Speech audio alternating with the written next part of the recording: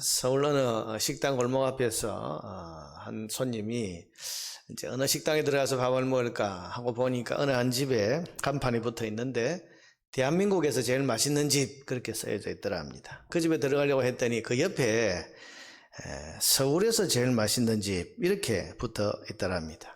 그래서 어느 집으로 들어갈까 고민을 하고 있는데 그 안쪽에 한 집이 있는데 이렇게 간판이 붙어 있더라 합니다. 이 골목에서 제일 맛있는 집. 자, 여러분 어느 집으로 가시겠습니까? 대한민국에서 제일 맛있는 집으로 가시겠어요? 서울에서 아니면 이 골목에서 제일 맛있는 집으로 갈까? 우리가 여러 가지 가운데 진짜와 가짜를 가려낸다는 것은 쉬운 일이 아닙니다. 참과 거짓을 가려내기도 쉽지 않은데 여러분 어느 집 해장국이 제일 맛있나 이런 걸 구분하기란 여간 어려운 일이 아닙니다. 그런데 음식 문제는 한번 먹는데 실패해도 다시는 그 집에 안 가면 되고 또 다음번 또 다른 집에 가면 되니까 크게 실패하는 것은 아닙니다. 그러나 진리 문제, 신앙 문제에서 틀린 것은 이건 회복하고 또 돌이키기가 어렵습니다. 아니 그 실패는 만회할 수가 없습니다. 왜냐하면 이것은 한 번밖에 없는 우리 인생이 달린 문제이기 때문입니다. 그래서 이건 절대로 실패해서는 안 됩니다. 반드시 성공해야 됩니다. 우리 신앙인이 늘 경계로 삼아야 할 말씀을 우리 주님께서 마태복음에서 하셨는데요. 마태복음 7장 21절에 보면 주님 말씀하십니다. 나더러 주여 주여 하는 자마다 다 천국에 들어갈 것이 아니요 다만 하늘에 계신 내 아버지의 뜻대로 행하는 자라야 들어가리라. 여러분 분명히 이 사람들은 주여 주여 자기들이 예수님을 잘 믿는다고 생각했습니다. 생각만 했을 뿐이 아니고 실제로 그 신앙의 이름으로 여러 가지 일들도 했던 사람들이라고 합니다. 7장 22절에 보니까 그날에 많은 사람이 나더러 이르되 주여 주여 우리가 주의 이름으로 선지자 노릇하며 주의 이름으로 귀신을 쫓아내고 주의 이름으로 많은 권능을 행하지 아니하였나이까 하리니. 여러분 이 사람들의 신앙의 이름으로 선지자 노릇, 다시 말하면 목사나 선교사나 이런 노릇도 하고 주의 이름으로 귀신을 쫓아내기도 하고 주의 이름으로 큰 별 고친다든지 큰 역사를 이룬다든지 이런 일도 했었던 사람들입니다. 그러나 심판대 앞에서 우리 주님의 대답은 7장 23절 이어지는 말씀에 그때 내가 그들에게 밝히 말하되 내가 너희를 도무지 알지 못하니 불법을 행하는 자들아 내게서 떠나가라. 분명히 신앙생활을 했습니다. 선지자 노릇도 하고 신앙의 이름으로 놀라운 능력도 나타냈었습니다. 그런데 주님은 모른다 하십니다. 힘써 드렸던 예배도 모른다.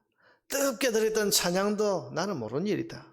밤새 울며 드렸던 기도도 다 모른다고 하십니다. 뿐만 아니라 영원한 천국 문 앞에서 내가 널 도무지 몰라. 너를 위한 자리는 이 안에 없어. 여러분 이러신다면 이 실패는 만회할 수 없는 영원한 실패가 되어버리지 않겠습니까? 여러분 우리가 다른 거는 실패해도 괜찮습니다. 그러나 진리 문제에 있어서만큼은 실패하면 안 됩니다. 맛있는 음식을 먹는 데에는 실패할 수 있어도 신앙의 문제에 있어서만큼은 절대로 실패하면 안 됩니다. 반드시 성공해야만 됩니다. 여러분 진리 문제 신앙생활에 있어서 반드시 성공할 수 있는 저와 여러분 되기를 주의 이름으로 축원합니다. 그러기 위해서는 신앙생활이 뭔지를 바르게 알아야 됩니다. 어설프게 알아도 안 되고 오해나 착각을 해서도 안 됩니다. 적어도 신앙의 문제만큼은 바르게 분명하게 알고 행해야 됩니다. 그런 점에서 오늘 믿음의 조상인 아브라함이 처음 신앙의 길로 들어서고 있는 이 장면을 담고 있는 오늘 본문은 신앙생활을 하고 있는 우리에게 실패 없는 신앙생활을 하기 위해서 우리가 꼭 알아야 할 사실이 뭔가를 몇 가지 가르쳐주고 있습니다. 그래서 실패 없는 신앙생활이라는 제목을 가지고 오늘 이 말씀을 잠깐 생각해 보겠습니다. 창세기 12장 전체를 가지고 생각을 해봅니다. 자, 여러분 실패 없는 신앙생활을 위해서 우리가 바르게 분명하게 알고 있어야 할 신앙의 교훈은 뭡니까? 첫째는 결단 없는 신앙생활은 없다는 사실입니다. 자, 여러분 신앙생활을 하는데 결단이 없이는 안 된다는 것입니다. 오늘 본문은 믿음의 조상 아브라함이 신앙의 길로 들어서는 장면인데 하나님께서 그 갈대아 우르에서 우상을 섬기던 이 아브라함 하나님과 아무 상관이 없던 아브라함에게 어느 날 찾아오셔서 뭐라고 말씀하십니까? 1절에 여호와께서 아브라함에게 이르시되 너는 너의 고향과 친척과 아버지의 집을 떠나 내가 네게 보여줄 땅으로 가라. 자, 여러분, 이 말씀 앞에 아브라함은 고민하고 결단해야 했습니다. 내가 네게 복을 줄 테니 너의 고향, 본토, 친척, 아버지 집을 떠나라. 여러분, 이 말씀 따를 거냐 말 거냐? 떠날 거냐 있을 거냐? 자, 여러분, 여기에 중간지대는 없습니다. 따르는 것도 아니고 안 따르는 것도 아니고 그렇게 할 수는 없는 거예요. 떠나는 것도 아니고 안 떠나는 것도 아니고 그런 것은 없습니다. 여러분, 떠나면 떠나는 것이고 안 떠나면 안 떠나는 거지. 떠나지도 않고 안 떠나지도 않는 중간지대, 회색지대에 서서 떠날까 말까, 갈까 말까, 갈까 말까, 여기 머물까. 여러분, 계속 그렇게 있어서는 절대로 신앙의 길을 갈 수가 없습니다. 자, 여러분, 신앙이 그렇습니다. 중간지대, 회색지대는 없습니다. 주 예수 그리스도를 나의 구원자, 나의 하나님으로 믿고 따르든지 나는 예수와 아무 상관이 없는 그런 사는 길을 택하든지 둘 중에 하나지, 이것도 저것도 아닌 제3의 지대에 그야말로 어중간히 서 있는 그런 자리는 없는 것입니다. 성경은 이것을 우리에게 분명히 말하고 있습니다. 열왕기상 18장 21절에 보면 엘리야 이야기가 나오는데요. 엘리야가 모든 백성에게 가까이 나아가 이르되, 지금 갈멜산 꼭대기에서 바알이 참신이냐 하나님이 참신이냐 제단을 2개 쌓아놓고 지금 그 앞에 구경하러 몰려든 백성들을 향해서 하는 말입니다. 너희가 어느 때까지 둘 사이에서 머뭇머뭇하려느냐. 여호와가 만일 하나님이면 그를 따르고 바알이 만일 하나님이면 그를 따를지니라 하니 백성이 말 한마디도 대답하지 아니하는지라. 엘리야는 지금 신앙의 결단을 요구하고 있습니다. 바알이 참신이면 바알을 따르고 여호와 하나님이 참신이면 하나님을 택해야지, 이것도 저것도 아닌 중간에 서서 머뭇머뭇, 멈칫멈칫 이쪽을 갈까 저쪽을 갈까, 나중에 뭔가 나오면 그때 가서 이러면 그게 아니라는, 그래서는 안 된다는 거죠. 결단해야 돼요. 하나님께서 하늘에서 불을 내리시기 전에 결단해야 돼요. 그게 신앙이에요. 여러분, 여호수아의 말을 들어볼까요? 여호수아 24장 15절에 여호수아의 유언과 같은 말씀인데요. 만일 여호와를 섬기는 것이 너희에게 좋지 않게 보이거든 너희 조상들이 강은 요단강이죠. 저쪽에서 섬기던 신들이든지 또는 너희가 거주하는 땅에 있는 아모리 족속의 신들이든지 너희가 섬길 자를 오늘 택하라. 오직 나와 내 집은 여호와를 섬기겠노라 하니. 나는 선택이 끝났다. 나는 결단했다. 나는, 그리고 나와 내 집은 오직 여호와 하나님을 섬기기로 우리는 결단했다. 너희는 너희가 결단하는 거야. 너희는 너희가 선택하라는 거야. 여호와를 섬기는 것이 너희 눈에 좋지 않게 보이거든 요단강 저쪽에서 섬기던 그 애굽의 신들을 따르든지 아니면 지금 들어와 있는 이 가나안 아모리 족속이 섬기고 있는 이 우상들을 섬기든지 그렇게 섬기고, 하나님이 참신이거든 하나님을 섬기고 선택하라. 결단하라.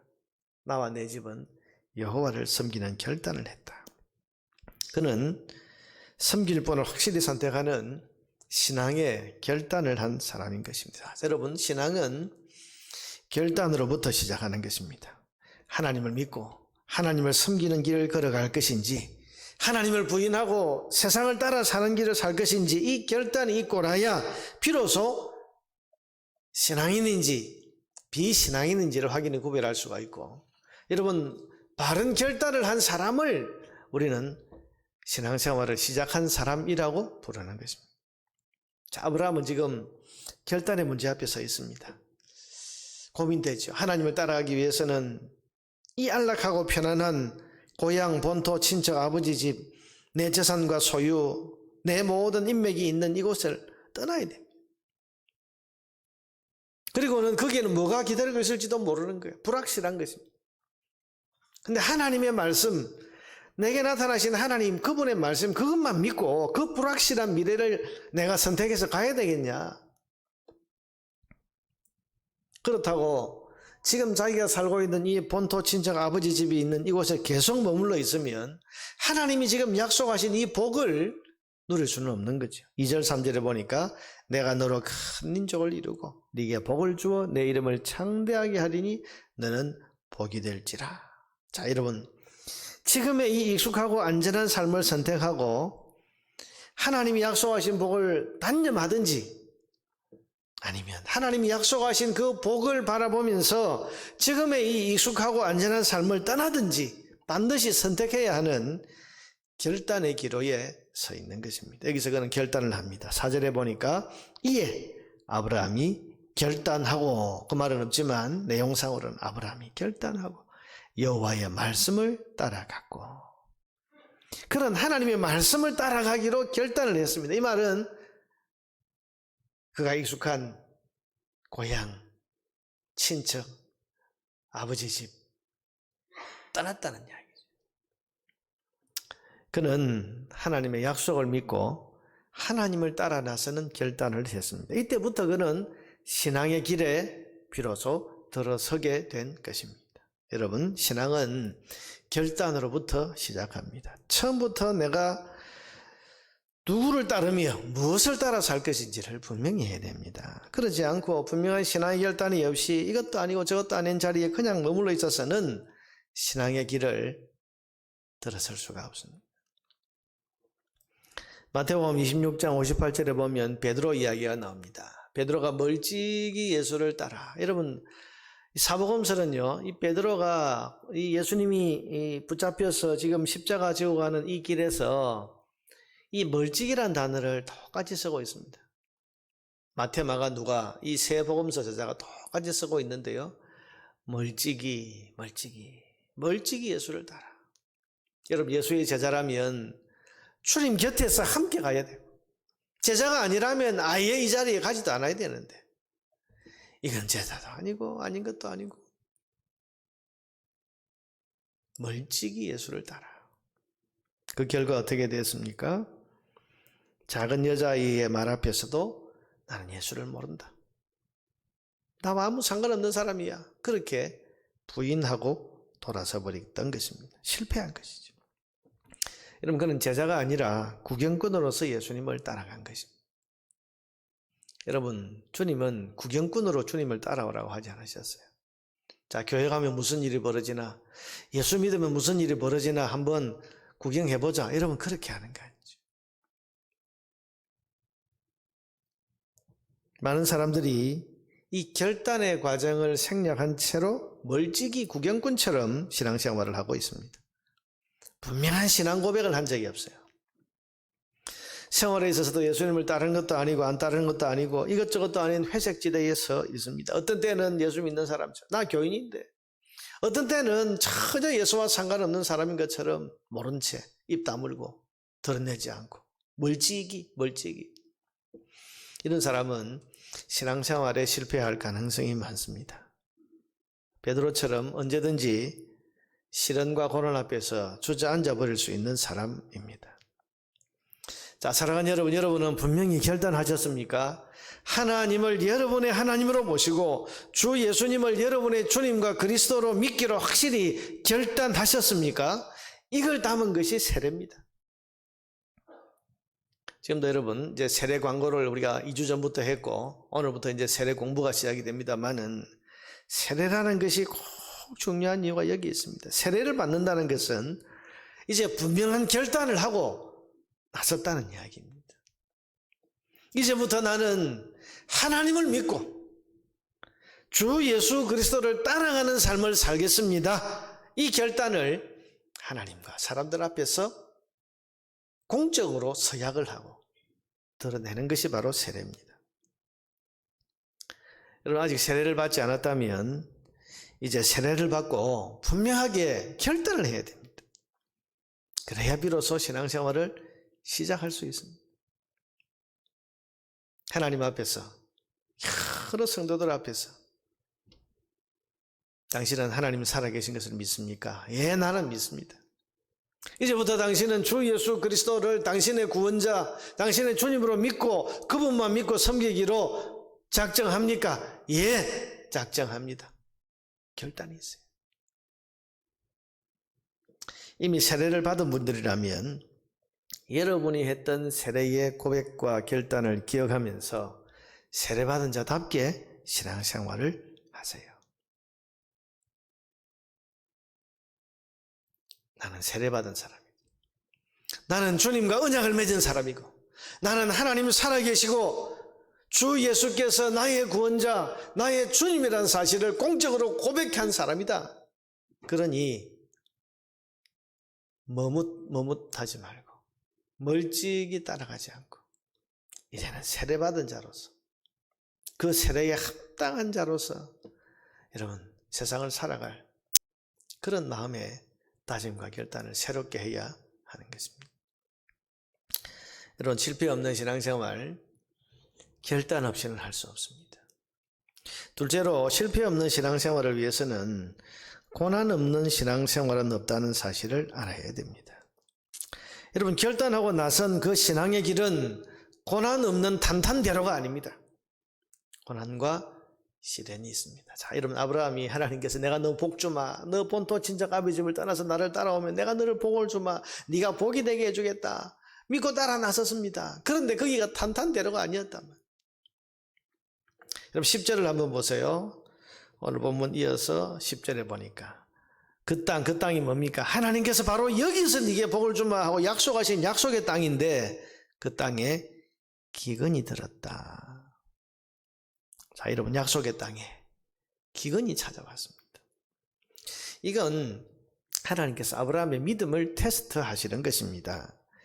하나님을 아브라함이 얼마나 믿고 사는지를 테스트하시는 겁니다. 그래서 기근이 와서도 이 땅에서 하나님 복 주신다 하셨으니 하나님을 믿고 그 자리에서 하나님 의지하고 나아가면 하나님께서 틀림없이 그 기근 중에도 먹여 살리시는 기적의 은혜를 베풀어 주셨을 겁니다. 그런데 초신자 아브라함은 겁을 먹었습니다. 하나님이 그 따라왔는데 이게 뭐예요? 이게 흉년이 들고 기근이 들었어. 어떻게 먹고 살지? 죽는 거 아니야? 겁을 먹고 피신을 합니다. 어디로요? 애굽으로. 10절에 보니까 아브라함이 애굽에 거류하려고 거리로 내려갔으니 이는 그 땅에 기근이 심하였습니다. 근데 여러분, 그렇게 해서 애굽으로 내려가다 보니까 더 큰 겁이, 두려움이 덜컥 찾아왔습니다. 11절에 그가 애굽에 가까이 이르렀을 때에 걱정이 됩니다. 그의 아내 사레에게 말하되 내가 알기에 그대는 아리따운 여인이라. 애굽 사람이 그대를 볼 때에 이르기를 이는 그의 아내라 하여 나는 죽이고 그대는 살리리. 이 낯선 곳에 가는데 당신같이 아름다운 여자가 가면 내가 남편인 줄 알면 거기서 나를 죽여도 나는 아무 힘이 없어요. 그러니 어떻게 하자? 13절에 원하건대 그대는 나의 누이라 하라. 그러면 내가 그대로 말미암아 안전하고 내 목숨이 그대로 말미암아 보존되리라 하니라. 자, 여러분, 이게 남편으로서 할 수 있는 이야기가 아니죠. 내가 목숨 걸고 당신을 지켜내리라 이래야 될 건데 당신을 내 누이라고 합시다. 근데 여러분, 누이라는 이야기는 뭡니까? 이 여인에 대한 남편의 권리를 자기 스스로 감추겠다는 거 아닙니까? 그러면 누군가가 그 아내를 빼앗아가면, 사실은 빼앗아가는 게 아니고 그 사람들 입장에서는 자기 신부로 데려가겠다고 하면 아브라함은 꼼짝없이 아내를 바치는 거죠. 그리고 내 목숨을 살겠다. 자, 여러분, 아브라함이 이게 참 용기도 또 어떤 자기 자신을 그렇게 자기 자신의 것을 소유하고 또 지키려고 하는 그런 어떤 의지도 참 부족한 사람이죠. 거짓말하자. 거짓말하면 살겠다. 근데 여러분, 이 거짓말이 들통나지 않겠습니까? 그의 두려움대로 그 애굽의 왕이었던 바로 사라를 아내로 맞아들이려고 아브라함에게 엄청난 환대를 합니다. 14절에 보니까 아브라함이 애굽에 이르렀을 때에 애굽 사람들이 그 여인이 심히 아름다움을 보았고 바로의 고관들도 그를 보고 바로 앞에서 칭찬함으로 그 여인을 바로의 궁에 이끌어들인지라. 이에 바로가 그로 말미암아 그는 사라 이 여자를 얻으려고 아브라함을 후대함으로 그 오빠에게 후대하는 거죠. 아브라함이 양과 소와 노비와 암수 나귀와 낙태를 얻었더라. 여러분, 이제 이게 일이 너무 커지게 됐어요. 이게 애굽 사람 하나 정도가 아니고 애굽의 최고 권력자 바로에게 자기 아내를 빼앗길 뿐만 아니라 여러분 이 거짓말이 이제는 바로 왕 앞에 거짓말을 하게 된 것입니다. 그리고는 엄청난 또 보화를 또 얻었습니다. 재산을 얻었습니다. 일이 너무 커지게 된 거예요. 그럼 여기서 거짓말이 드러나면 아브라함은 당장 바로의 칼을 맞고 죽어버릴 겁니다. 하나님을 따라 나섰던 아브라함이 이 애굽에서 비명 행사할 위기에 처하게 된 것입니다. 자, 여러분, 많은 경우에 고난과 시련은 우리가 믿음의 길에서 믿음을 저버렸을 때에 찾아오는 경우가 많습니다. 좀 더 믿음으로 살고 좀 더 하나님 의지하면서 기도하면서 버텼더라면 하나님이 구해주시고 하나님이 나타나시고 하나님이 건져주실 건데 믿지 못하고 오늘 이 아브라함처럼 믿음의 방법대로 사는 것이 아니라 요령을 피우고 또한 거짓말을 하고 자기 나름의 어떤 그런 인간적인 그런 수단을 사용하다가 더 큰 위기와 어려움을 만나게 된 겁니다. 지금 아브라함이 그렇습니다. 여러분, 신앙생활에는 고난과 시련이 반드시 찾아옵니다. 하나님이 우리를 테스트하기 위해서 주시는 그런 시련과 고난도 있고, 우리가 믿음으로 살지 못하고 욕심을 부리거나 우리의 죄성을 그대로 표현하거나 혹은 요령을 부리다가 고난과 더 큰 위기가 찾아오는 경우도 있고, 어쨌든 고난의 이유는 다양하지만 분명한 사실은 고난 없는 신앙생활은 없다는 사실입니다. 이것을 알아야 우리가 신앙생활에 실패하지 않을 수 있습니다. 그런데 또 한 가지는요, 이 고난의 자리에서 우리가 반드시 알아야 될 사실이 있는데 실패하지 않는 신앙생활을 위해서는, 그것은 고난 없는 신앙생활도 없지만 그 고난에서 건져주시는 하나님의 은혜 없는 신앙생활도 없다는 사실입니다. 여러분, 신앙생활에는 고난과 시련이 있지만은 분명히 기억하십시오. 고난 중에 도우시는 하나님의 은혜도 분명히 있습니다. 오늘 17절부터 그것이 드러납니다. 여호와께서 아브라함의 아내 사라의 일로 바로와 그 집에 큰 재앙을 내리신지라. 바로가 아브라함을 불러 이르되 네가 어찌하여 나에게 이렇게 행하였느냐? 네가 어찌하여 그를 네 아내라고 네게 말하지 아니하였느냐? 내가 어찌 그를 누이라 하여 내가 그를 데려다가 아내를 삼게 하였느냐? 내 아내가 여기 있으니 이제 데려가라 하고 바로가 사람들에게 그의 일을 명하매 그들이 그와 함께 그의 아내와 그의 모든 소유를 보내었더라. 이게 뭐죠? 말로 이게 무슨 일이죠? 이게 무슨 일이고, 그런데 이게 무슨 일이죠? 위기에 처한 아브라함을 위해서 하나님이 나타나신 것입니다. 왕에게 거짓말을 했어요. 왕에게 거짓말을 하고는 자기 아내를 누이라고 해서 그로 인해서 많은 보화와 그 재산까지도 받았습니다. 이런 사람이 거짓말. 여러분, 이건 살아남을 수가 없는 거예요. 아브라함의 힘으로 어쩔 수 없는 거예요. 바로라고 하는 막강한 권력자 앞에서 아브라함은 아무것도 할 수 없는 연약한 존재입니다. 겁이 나서 거짓말을 했는데 그 거짓말이 들통나면 바로는 그 막강한 권세로 이 아브라함, 어디에서 온지 모르는 이 이방인 한 사람, 이거 여러분 무슨 짓을 할지 모르는 거예요. 거기에 대처할 어떤 힘도 지혜도 아브라함에게는 전혀 없습니다.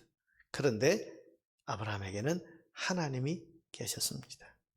하나님께서 자기 사람인 아브라함을 보호하기 위해서 친히 나타나시고 바로를 꾸짖으시고 아브라함을 돌려보내게 하십니다. 이게 은혜입니다. 바로 입장에서는 억울할 수 있습니다. 나는 아무 잘못이 없고 아브라함이 비겁하게 거짓말을 하고 나는 속은 것밖에 없는데 왜 나를 꾸짖으시냐? 내가 근데 할 수 없습니다.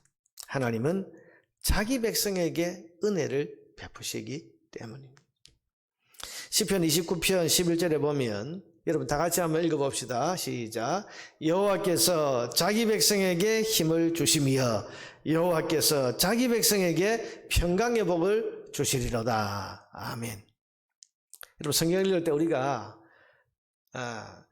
이 강조하면서 읽어야 될 부분이 있는데요. 여기서는 자기 백성에게, 이 두 번 반복되고 있는 자기 백성에게, 여기에 우리가 강조를 두어서 읽어야 됩니다. 여호와께서 자기 백성에게 힘을 주신다. 여호와께서 자기 백성에게 평강의 복을 주신다. 하나님은 하나님을 따르기로 결단한 자기 백성을 돌보시고 자기 백성에게 힘을 주시고 자기 백성이 곤란을 당할 때에 평강을 주시기 위해서 은혜를 베풀어 주시는 겁니다. 비록 아브라함처럼 믿음이 부족해서 실수하고 심지어는 거짓말하고 아내를 바치려고 하는 이런 비겁한 짓을 하는 그런 연약함이 있을지라도 하나님께서는 자기 백성이기 때문에 그 연약함을 꾸짖기 전에 긍휼히 여겨주시고 우리의 실수를 용납하시고 우리의 모든 악함과 못남에도 불구하고 은혜를 베푸셔서 고난에서 건져주시고 위기를 벗어나게 하는 은혜를 베풀어 주십니다. 자, 여러분, 우리가 신앙생활에 실패하지 않기 위해서는 이 고난 중에 반드시 임하는 하나님의 은혜가 있다는 사실을 기억을 해야 됩니다. 아브라함을 바로의 손에서 건져내신 하나님, 비록 아브라함이 믿음이 없어서 아브라함이 거짓말해서 위기를 초래한 것이긴 하지만 그러나 자기 백성을 돌보시는 그 하나님의 은혜가 이 아브라함에게 임했던 것처럼 하나님 저에게도 그 은혜를 베풀어 주셔서 이 고난에서 건져주세요. 우리가 이 말씀을 믿고 하나님의 은혜가 고난 중에 있다는 사실을 믿고 하나님 앞에 은혜를 구하며 나아갈 때 하나님께서 왜 우리에게도 은혜를 베풀어 주시지 않겠습니까? 내 힘으로 어쩔 수 없는 거. 여러분, 아브라함의 힘으로 안 되는 거죠. 어떻게 바로의 권세와 싸우겠습니까? 여러분, 이 위기에서 아브라함이 잘못한 것이 뻔하고 바로의 힘은 막강하고 지금 아브라함은 어디 하나에도 지금 빠져나갈 구멍이 없습니다. 근데 하나님이 은혜를 베푸십니다.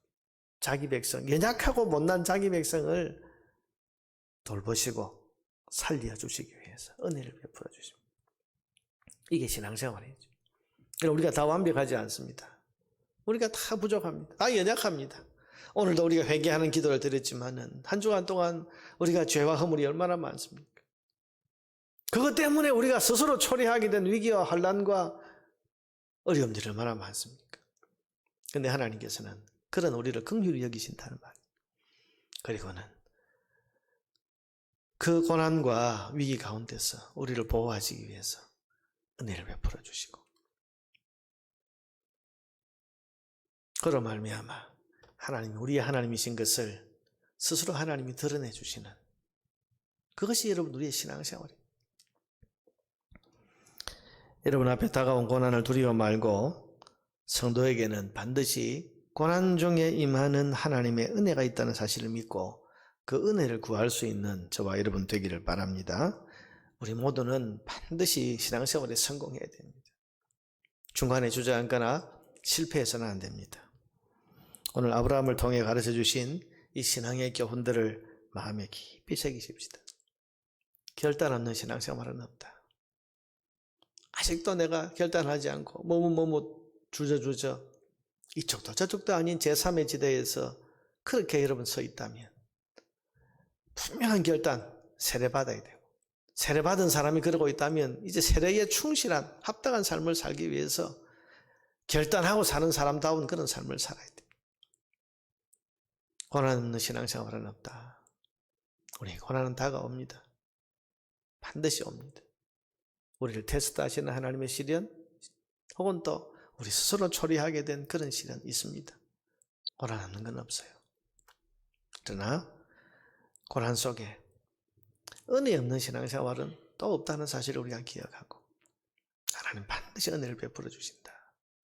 그 은혜에 대한 믿음을 가지고 하나님 앞에 은혜를 구하며 나아가야 합니다. 이런 신앙생활의 교훈들을 마음에 깊이 새기고 실패 없는 신앙생활의 길로 나가는 우리 모두가 되기를 주의 이름으로 축원합니다.